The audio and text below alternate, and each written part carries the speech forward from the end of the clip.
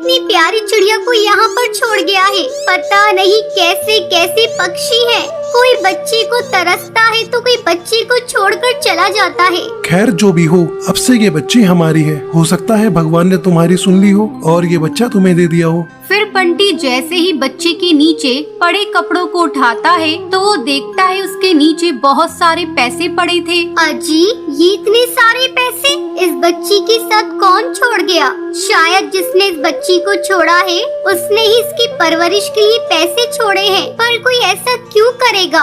मेरी तो समझ में नहीं आ रहा है कि कोई ऐसा क्यों करेगा। लेकिन कोई ऐसा करके गया है। चलो ये पैसे इस बच्ची के लिए ही है तो बच्ची के काम ही आने चाहिए। टुनटुनी और बंटी बच्ची को घर ले जाते हैं और बच्ची को अच्छे अच्छे खिलौने लाकर देते हैं और बहुत अच्छा खाना भी खिलाते हैं। बच्ची भी अब धीरे धीरे बड़ी होने लगती है। एक दिन टुनटुनी बंटी से बोलती है, अजी, अब हमारी बच्ची बड़ी होने लगी है। हमें इसको अच्छे से स्कूल में पढ़ाना चाहिए क्योंकि ये बहुत ही चतुर है और कितनी सुंदर लगने लगी है। टुनटुनी, चाहता तो मैं भी यही हूँ, इसको अच्छे से अच्छे स्कूल में पढ़ाना। लेकिन तुझे तो पता ही है हमारी इतनी कमाई नहीं होती कि अपनी बेटी को अच्छे से स्कूल में पढ़ने के लिए भेज दें। लेकिन कुछ भी हो, मैं अपनी गुड़िया को उस स्कूल में जरूर पढ़ने भेजूंगा और एक अच्छी चिड़िया बनाऊंगा। बंटी ये सोचकर अपने धोबी घाट की तरफ चलता है तो वो देखता है उसके धोने वाले कपड़ों के बीच में कुछ पैसों की गड्डी पड़ी थी। फिर वो सोचता है,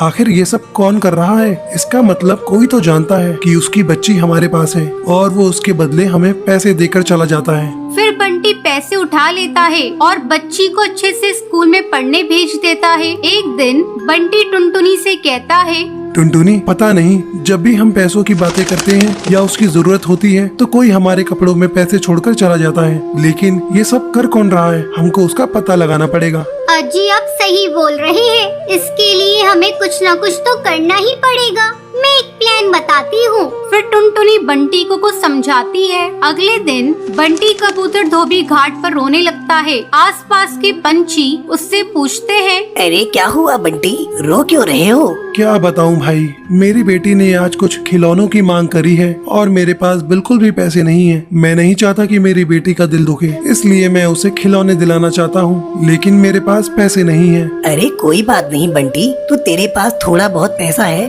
उसी से अपनी बेटी को खिलौने दिला दे। वो छोटी है, ऐसे ही खुश हो जाएगी। इतना कहकर सब पंछी वहाँ से चले जाते हैं। फिर रात होने पर टुनटुनी और बंटी देखते हैं एक पक्षी उनके कपड़ों के पास कुछ रखकर जा रहा है। टुनटुनी और बंटी उसे पकड़ लेते हैं। अरे भाई, अरे तुम कौन हो और क्यों हमें हमेशा ऐसे ही पैसे देकर चले जाते हो? अगर तुमको बच्चा पालना ही था तो तुम खुद क्यों नहीं पाल लेते? ये सुनकर कालू कौवा रोने लगता है और रोते रोते बोलता है, मैं और मेरी पत्नी बहुत अच्छे से रहते थे।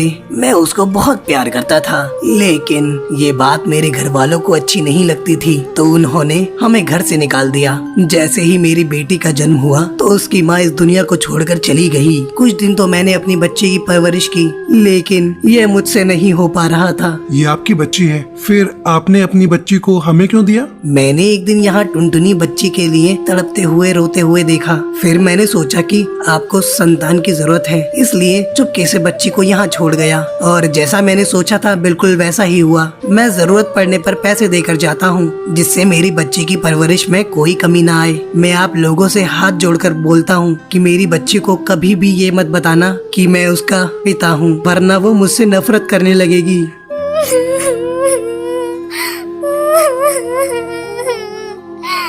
ठीक है भाई साहब, पर मैं आपसे ये कहना चाहती हूँ, आपने एक बांझ की सोनी गोद को भर दिया है तो इस पर जितना हक हमारा है उतना आपका भी है और आप कभी भी इससे मिलने आ सकते हैं। फिर कालू कौवा और बंटी इस बात से सहमत हो जाते हैं और अगले दिन बच्ची के पिता को अपने घर पर दावत के लिए बुलाते हैं। और फिर ऐसे ही टुनटुनी, बंटी और उनकी बच्ची और साथ ही साथ बच्ची का पिता सब मिलकर खुशी खुशी रहने लगते हैं।